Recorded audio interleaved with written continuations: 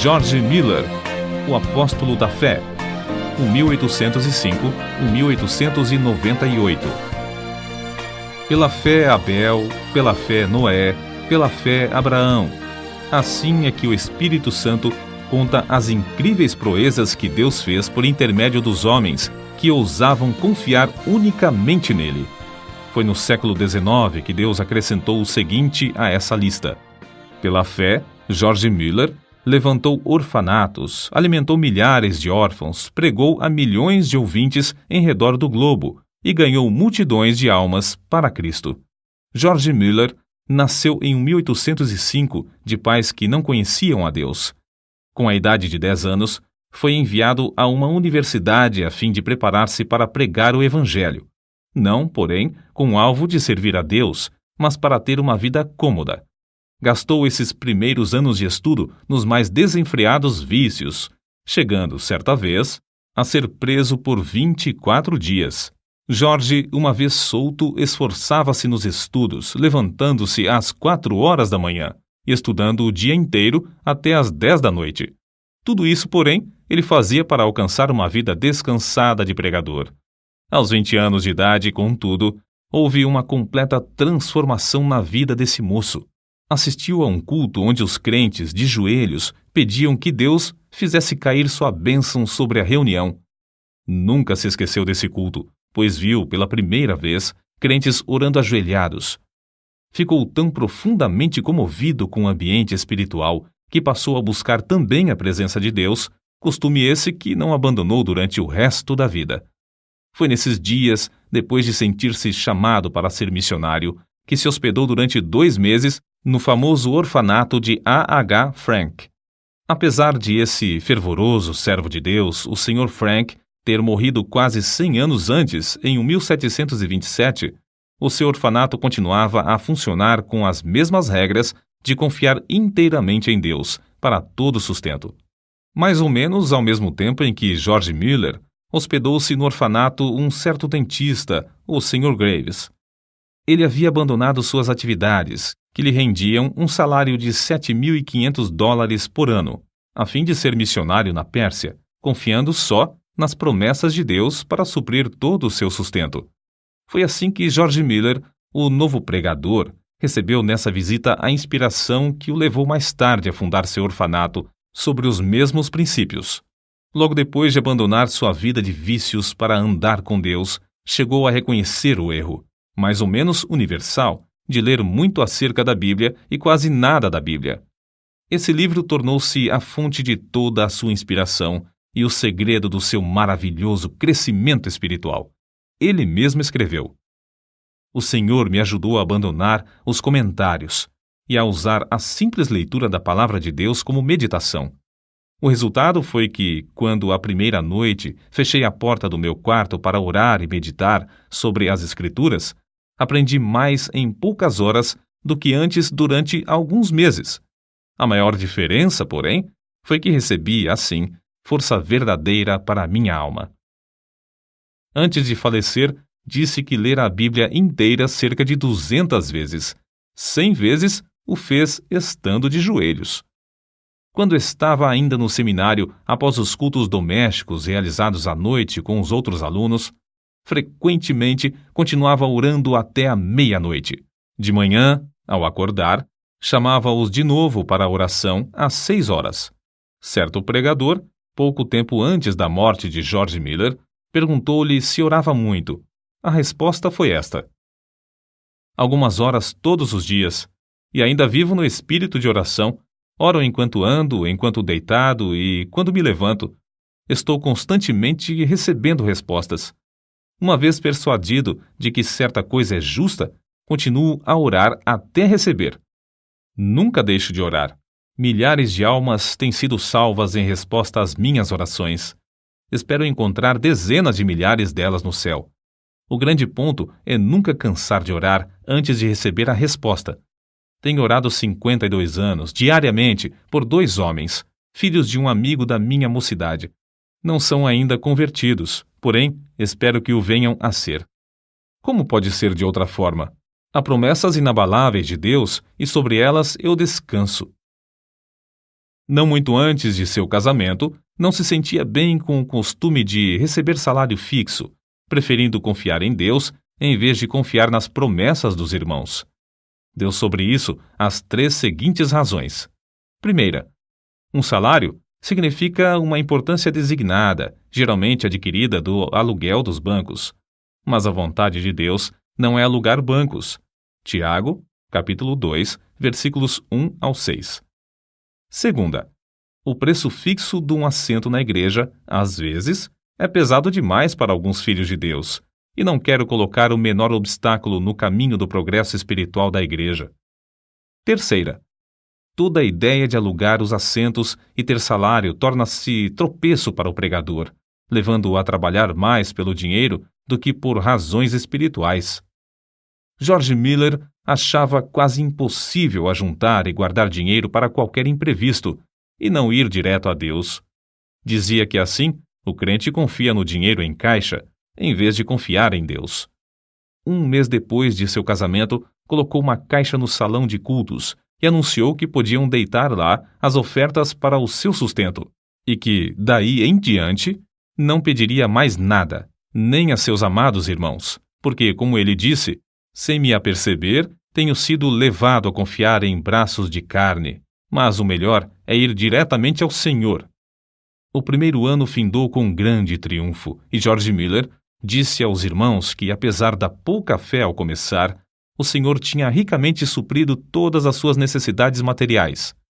E ainda mais importante, tinha-lhe concedido o privilégio de ser um instrumento na sua obra. O ano seguinte foi, porém, de grande provação, porque muitas vezes não lhe restava nem um shilling. E George Miller acrescentava que, no momento próprio, a sua fé sempre foi recompensada com a chegada de dinheiro ou alimentos.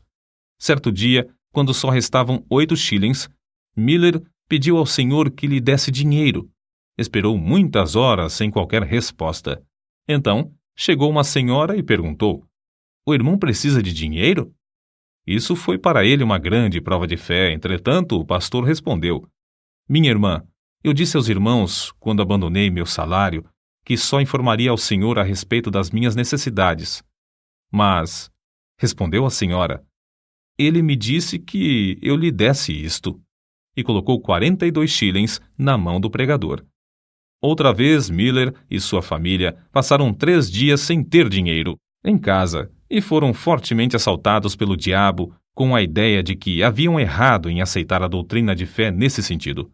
Quando, porém, voltou ao seu quarto, achou 40 shillings que uma irmã deixara. Ele acrescentou então: "Assim triunfou o Senhor e nossa fé foi fortalecida." Antes de findar o ano, acharam-se de novo inteiramente sem dinheiro, num dia em que tinham de pagar o aluguel. Pediram a Deus e o dinheiro foi enviado. Nessa ocasião, George Miller fez para si a seguinte regra, da qual nunca mais se desviou: "Não nos endividaremos, porque achamos que tal coisa não é bíblica." Romanos capítulo 13, versículo 8. E assim, não teremos contas a pagar. Somente compraremos o que pudermos, tendo o dinheiro em mãos. Assim sempre saberemos quanto realmente possuímos e quanto temos o direito de gastar. Deus, assim, gradualmente treinava o novo pregador a confiar nas suas promessas. Estava tão certo da fidelidade das promessas da Bíblia que não se desviou, durante os longos anos da sua obra no orfanato, da resolução de não pedir ao próximo e de não se endividar. Um outro segredo que o levou a alcançar tão grande bênção de confiar em Deus foi a sua resolução de usar o dinheiro que recebia somente para o fim a que fora destinado. Essa regra ele nunca infringiu, nem para tomar emprestado, apesar de se ter achado milhares de vezes face a face com as maiores necessidades. Nesses dias, quando começou a provar as promessas de Deus, ficou comovido pelo estado dos órfãos e pobres crianças que encontrava nas ruas. Reuniu algumas dessas crianças para comer consigo às 8 horas da manhã e, a seguir, durante 1h30, ensinava-lhes as Escrituras. A obra aumentou rapidamente. Quanto mais crescia o número para comer, tanto mais recebia para alimentá-las, até se achar cuidando de 30 a 40 menores. Ao mesmo tempo, George Miller fundou a Junta para o Conhecimento das Escrituras na nação e no estrangeiro. Os alvos eram: primeiro, auxiliar as escolas bíblicas e as escolas dominicais. Segundo, espalhar as Escrituras. Terceiro, aumentar a obra missionária. Tudo foi feito com a mesma resolução de não se endividar, mas sempre pedir a Deus, em secreto, todo o necessário.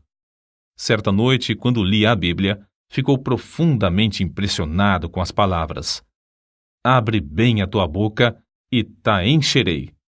Salmos, capítulo 81, versículo 10. Foi levado a aplicar essas palavras ao orfanato, sendo-lhe dada a fé de pedir 1.000 libras ao Senhor. Também pediu que Deus levantasse irmãos com qualificação para cuidar das crianças. Desde aquele momento, esse texto bíblico serviu-lhe como lema, e a promessa se tornou em poder que determinou todo o curso da sua vida. Deus não demorou muito a dar a sua aprovação de alugar uma casa para os órfãos. Foi apenas 2 dias depois de começar a pedir que ele escreveu no seu diário: hoje recebi o primeiro shilling para a Casa dos Órfãos. 4 dias depois, foi recebida a primeira contribuição de móveis, um guarda-roupa. Além disso, uma irmã ofereceu seus serviços para cuidar dos órfãos. Naquele dia, George Miller escreveu que estava alegre no Senhor e confiante em que ele ia completar tudo. No dia seguinte, George Miller recebeu uma carta com estas palavras: oferecemo-nos para o serviço do orfanato se o irmão achar que temos as qualificações. Oferecemos também todos os móveis, etc., que o Senhor nos tem dado. Faremos tudo isso sem qualquer salário, crendo que, se for a vontade do Senhor usar-nos, Ele suprirá todas as nossas necessidades. Desde aquele dia, nunca faltaram no orfanato auxiliares alegres e devotados, apesar de a obra aumentar mais depressa do que George Miller esperava. 3 meses depois, finalmente conseguiu alugar uma grande casa e anunciou a data da inauguração do orfanato para o sexo feminino. No dia da inauguração, porém, ficou desapontado. Nenhuma órfã foi recebida. Somente depois de chegar à casa é que se lembrou de que não as tinha pedido. Naquela noite humilhou-se, rogando a Deus o que anelava. Ganhou a vitória de novo, pois veio uma órfã no dia seguinte. 42 pediram entrada antes de findar o mês, sendo que já havia 26 no orfanato. Durante o ano, houve grandes e repetidas provas de fé. Aparece, por exemplo, no seu diário: sentindo grande necessidade ontem de manhã, fui dirigido a pedir com insistência a Deus, e em resposta, à tarde, um irmão deu-me 10 libras. Muitos anos antes da sua morte, afirmou que até aquela data tinha recebido, da mesma forma, 5.000 vezes a resposta, sempre no mesmo dia em que fazia o pedido. Era seu costume, e recomendava também aos irmãos, manter um livro onde, numa página, assentava seu pedido com a data em que fora feito, e no lado oposto, a data em que recebera a resposta. Dessa maneira, foi levado a desejar respostas concretas aos seus pedidos, sem que houvesse dúvida acerca dessas respostas. Com o aumento do orfanato e do serviço de pastorear os 400 membros de sua igreja, George Miller achou-se demasiadamente ocupado para orar. Foi nesse mesmo tempo que chegou a reconhecer que o crente podia fazer mais em 4 horas, depois de uma em oração, do que em 5 sem oração. Essa regra ele a observou fielmente durante 60 anos. Quando alugou a segunda casa para os órfãos do sexo masculino, disse: ao orar, estava lembrado de que pedia a Deus o que parecia impossível receber dos irmãos, mas que não era demasiado para o Senhor conceder. Ele orava com 90 pessoas sentadas às mesas. Senhor, olha para as necessidades de teu servo. Essa foi uma oração a que Deus abundantemente respondeu. Antes de morrer, testificou que, pela fé, alimentava 2.000 órfãos, sendo que nenhuma refeição se fez com atraso de mais de 30 minutos. Muitas pessoas perguntavam a George Miller como ele conseguia saber a vontade de Deus, pois não fazia nada sem primeiro ter a certeza de que era da vontade do Senhor. Ele respondia: Procuro manter o coração em tal estado que ele não tenha qualquer vontade própria no caso. De 10 problemas, já temos a solução de 9, quando conseguimos ter um coração entregue para fazer a vontade do Senhor, seja essa qual for. Quando chegamos verdadeiramente a tal ponto, estamos quase sempre perto de saber qual é a sua vontade. Tenho o coração entregue para fazer a vontade do Senhor. Não deixo o resultado ao mero sentimento ou a uma simples impressão. Se o faço, fico sujeito a grandes enganos. Procuro a vontade do Espírito de Deus por meio da sua palavra. É essencial que o Espírito e a palavra acompanhem um ao outro. Se eu olhar para o Espírito sem a palavra, fico sujeito também a grandes ilusões. Depois, considero as circunstâncias providenciais. Essas, ao lado da palavra de Deus e do seu Espírito, indicam claramente a sua vontade. Peço a Deus em oração que me revele a sua própria vontade. Assim, depois de orar a Deus, estudar a palavra e refletir, chego à melhor resolução deliberada que posso com a minha capacidade e conhecimento. Se eu continuar a sentir paz, no caso, depois de 2 ou 3 petições mais, sigo conforme essa direção. Nos casos mínimos e nas transações de maior responsabilidade, sempre acho esse método eficiente.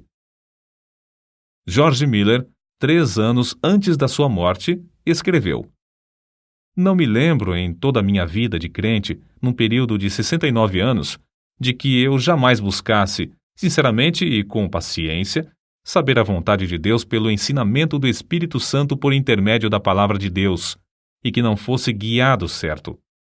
Se me faltava, porém, sinceridade de coração e pureza perante Deus, ou se eu não olhava para Deus com paciência pela direção, ou se eu preferia o conselho do próximo ao da palavra do Deus vivo, então errava gravemente.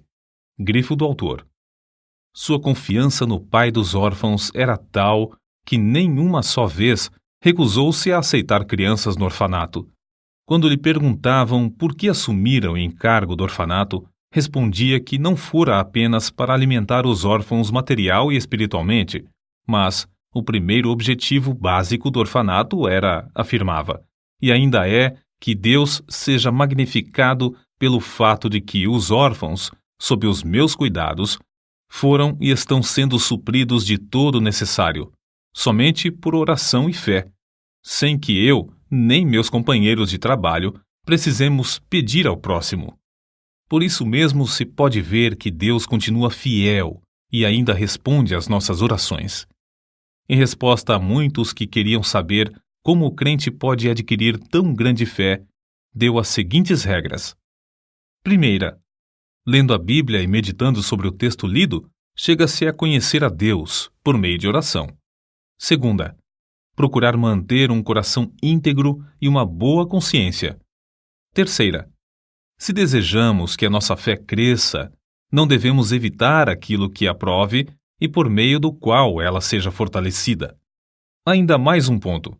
Para que a nossa fé se fortaleça, é necessário que deixemos Deus agir por nós ao chegar a hora da provação, e não procurar a nossa própria libertação. Se o crente desejar grande fé, deve dar tempo para Deus trabalhar. Os 5 prédios construídos de pedras lavradas e situados em Ashley Hill, Bristol, Inglaterra, com 1.700 janelas e lugar para acomodar mais de 2.000 pessoas, são testemunhas atuais dessa grande fé sobre a qual ele escreveu. Cada uma dessas dádivas, devemos nos lembrar, George Miller lutou com Deus em oração para obter. Orou com alvo certo e com perseverança, e Deus lhe respondeu. São de George Miller essas palavras. Muitas repetidas vezes tenho me encontrado em posição muito difícil, não só com 2.000 pessoas comendo diariamente às mesas, mas também com a obrigação de atender a todas as demais despesas, estando a nossa caixa com os fundos esgotados. Havia ainda 189 missionários para sustentar, cerca de 100 colégios com mais ou menos 9.000 alunos, além de 4 milhões de tratados para distribuir, tudo sob nossa responsabilidade, sem que houvesse dinheiro em caixa para as despesas. Certa vez o Dr. A.T. Pierson foi hóspede de George Miller no seu orfanato. Uma noite, depois que todos se deitaram, George Miller o chamou para orar, dizendo que não havia coisa alguma em casa para comer. O Dr. Pierson quis lembrar-lhe que o comércio estava fechado, mas George Miller bem sabia disso. Depois da oração, deitaram-se, dormiram e, ao amanhecer, a alimentação já estava suprida e em abundância para 2.000 crianças. Nem o Dr. Pierson, nem George Miller chegaram a saber como a alimentação foi suprida. A história foi contada naquela manhã ao Sr. Simon Short, sob a promessa de guardá-la em segredo até o dia da morte do benfeitor. O Senhor despertara essa pessoa do sono à noite e mandara que levasse alimentos suficientes para suprir o orfanato durante 1 mês. E isso sem a pessoa saber coisa alguma da oração de George Miller e do Dr. Pierson. Com a idade de 69 anos, George Miller iniciou suas viagens, nas quais pregou centenas de vezes em 42 nações, a mais de 3 milhões de pessoas. Recebeu, em resposta às suas orações, tudo de Deus para pagar as grandes despesas.